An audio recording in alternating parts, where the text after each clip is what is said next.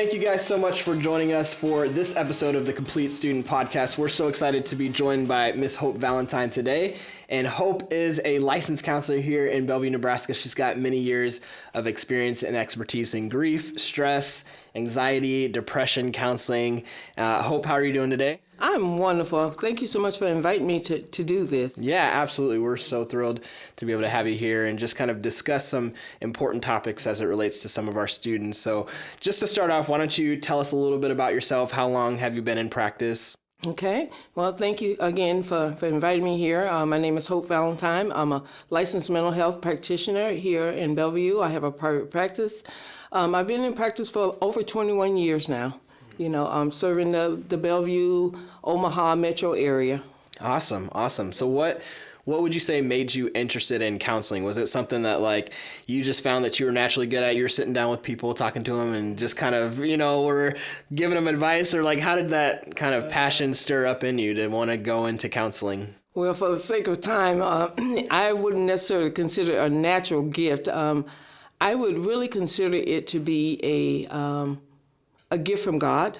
I consider it to be a calling. It didn't start out so naturally for me. I spent 20 years, I'm a military veteran with the Air Force. I retired from the military. I have always had a knack for solicited or unsolicited advice. You know, I tend to kind of get in trouble a lot in school for talking too much, that kind of a thing. Me too. And so I always kind of felt like, that it was something that I thought about pursuing, but it wasn't necessarily on my radar screen. So I don't know how naturally it came, but I felt like God kind of ordered my steps along the way. So we can talk a little bit more about that. Yeah. I had a counseling class in college, and we would do like some role playing, and I always thought I was just terrible at it. Like I just know that I would be really bad, but like my wife, I feel like she has the knack for it. I'm trying to push her in that she should get into it. But so you talked about kind of your faith a little bit and how God kind of ordained your steps into it. So how has your faith kind of influenced your practice? As I said earlier, I think it was a launch pad for me, my faith. It was in my faith that I really heard the call of God, that God had a call on my life, and my life was no longer my own. It belonged to God. And so I had a world of ideas that I thought I would be doing for myself, which turned out to be none of those things. And I'm so thankful for the call of God. And he solidified that call in the book of Isaiah 61, when it says, "The Spirit of the Sovereign Lord is upon me." You know, he's called me to preach the good news and to heal and to help the sovereign, parts of the grief piece and all the things that come with it, the mourners, and to encourage them. And so I think when I saw that piece of it, I sort of just knew in my heart that that's what God had called me to do. Yeah. One of the things that I've noticed, especially during this time, we've been dealing with coronavirus now for many months, and people have been at home. They've been maybe physically distant from people. I just see in a lot of our students that, like, they're becoming more anxious, they're becoming more depressed. They're just like all of that seems to be weighing really heavy on our students. And what are some of, maybe in your eyes, what are some of the prevalent issues that you see that are really affecting young people today? You know what, maybe you don't know this about me, is I did a 3-year internship in the school system. And so I have an affinity for the education system, for the school, the student population, even though I service a lot of all the different populations, clientele. But for the students, what I am seeing most now is I'm seeing a lot of the PTSDs, so a lot of the anxiety, a lot of the depression, a lot of the suicide things that are coming up, just a lack of coping skills, just a lot of self-harming behaviors, things that I think that not just COVID induced, but I think a lot of these things have just been kind of brewing, and COVID has just exposed them. Yeah. So as you kind of, look into that a little bit more, what would you say are some of the things in culture today specifically that's causing some of those things to come out more now than before? Wow. I want to say social media, but Yeah. I want to say that with some kindness because there's some good and some bad with it.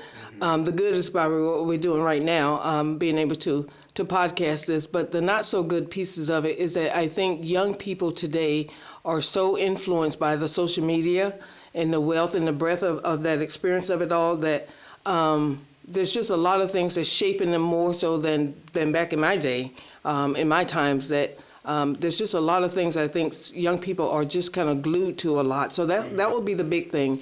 I think there's another thing, just the parenting challenges. That's one of the hardest things that you'll ever do in your life as parent. Well, you know that. You got some kiddos. I'm starting to realize. Yeah. I don't have teenagers, but Well, just even a 6 and a 4-year-old are making me reach my capacity. Yeah, well, I tell you, it will take you there. And I think that's some of the parenting challenges that parents are facing today, that with their young people, of just trying to get it right or trying to do the best that they can while they're being pulled and stretched at both ends themselves too. But the bullying piece of it, back in the day, it was more like, okay, they took your lunch money, or kind of punch you on the playground. Today we got cyberbullying. So we have a lot of things that's really spreading exponentially. So I do think that those are some of the things that we're seeing in society today that are really just challenging us. Yeah. Well, would you say that cell phones for young people are good overall or more unhealthy overall? If you had to even put an age to, I wouldn't give a kid a phone until this age, or I wouldn't let them join social media till a certain age. What would you say? And that's kind of hard to say because I think each child in each circumstances is very different. Yeah. So it's kind of hard for me to say what I would do. I know with mine, the last one, she constantly asked me how old does she have to be to get a phone. Yeah. And her comments were that everybody's gotten one. And I said, well, no, not everybody. And she said, Mommy. I go, no, you don't. So, and so she was 13, when she got the phone, stuff on it. And that was because I felt like that things were a little bit different then. Nowadays, I think each parent has to make that kind of decision. And likewise, each parent has to own the consequences of that decision, too. Right. Yeah. One of the things that I'm also seeing just kind of with all that's going on and, the anxiety and the stress and all of those things that are going on, I guess I'm seeing just this sense of, like, we don't really know what to do, right? Like, we don't really know what to do with all of that. And, when people are thinking about, oh, tomorrow is coming and, like, I got to go to school or I've got this going on, like, I sense that's even thinking about tomorrow brings a lot of anxiety to our students. And oftentimes it's when they're at home. So my question is kind of, what are some steps that when students are at home and they start to feel those anxious feelings, they start to feel kind of uncertain about the future or whatever it might be, what are some steps that they can take to kind of help in those times of feeling anxious? One of the things I want to say about anxiety is that oftentimes we get it confused with a lot of other mood disorders. Anxiety is that kind of behavior where we're always forward thinking. We're thinking about, obsessing about the future, the what ifs. I sort of call it like the nervousness on steroids. Okay, yeah. The butterflies that we would normally get, that we can kind of manage that piece of it, but it's almost like those butterflies on steroids with a humongous appetite that we just can't seem to satisfy those things. And a lot of that really comes from, even from the parents. I tell parents, whatever you worry about, is typically what your kids will worry about. Whatever you're anxious about is typically will just kind of trickle down.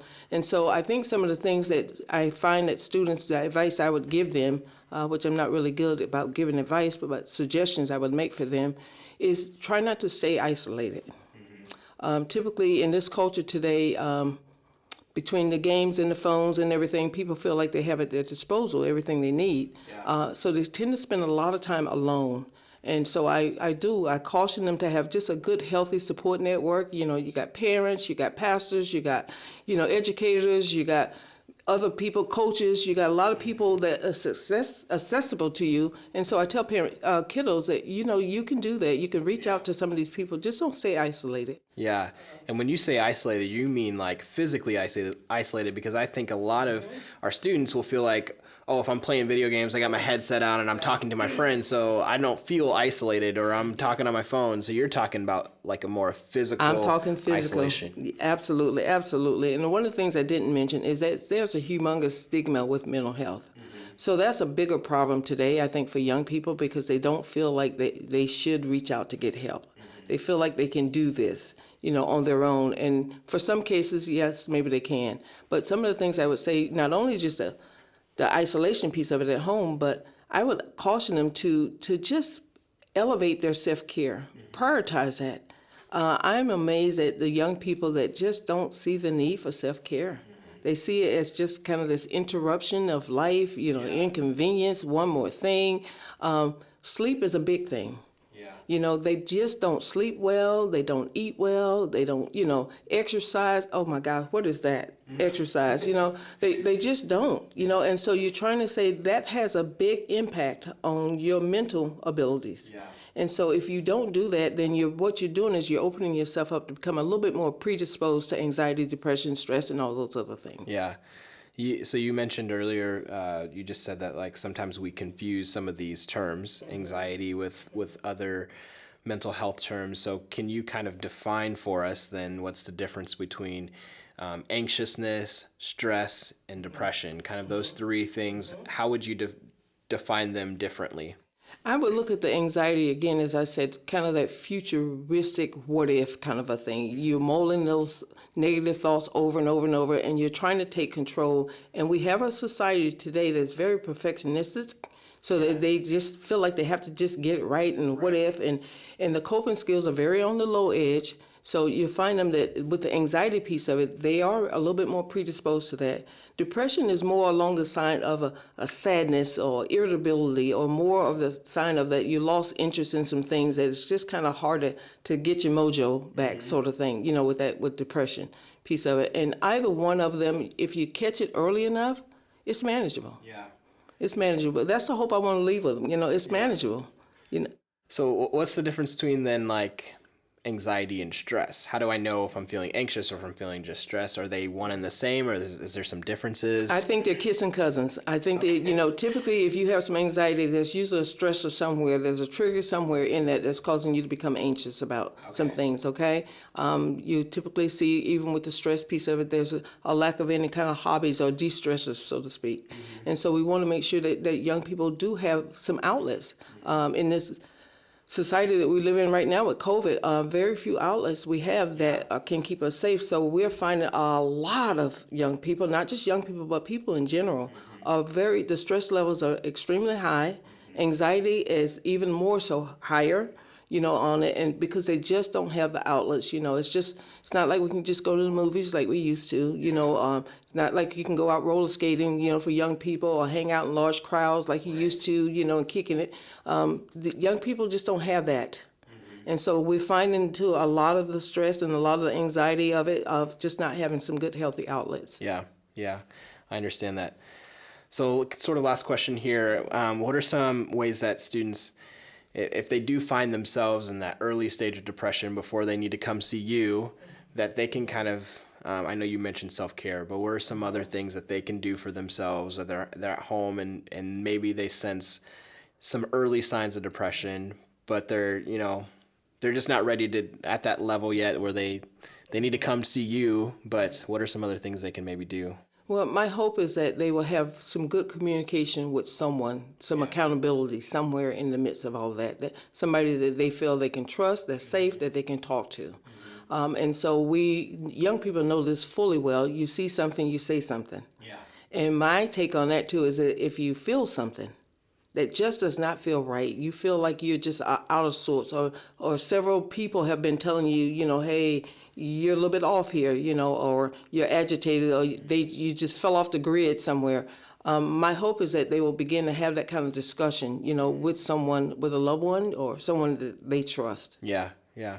Awesome. Well, thank you so much, Hope, for this time, just sharing with our students some very important things just to help them be healthy and be strong mentally. And just before we go, let everybody know where your practice is at, where they can find you, all that. Okay, well, I'm located at 1620 Wilshiere Drive, Suite 222. It's here in Bellevue. If you're familiar with the McDonald's off of Gavin Road, I'm right off of Gavin Road, but you can find me there. If you want to email me, you can email me at hopevalentine2@cox.net. Awesome. Thank you so much. We appreciate your time with us this morning. Well, thank you.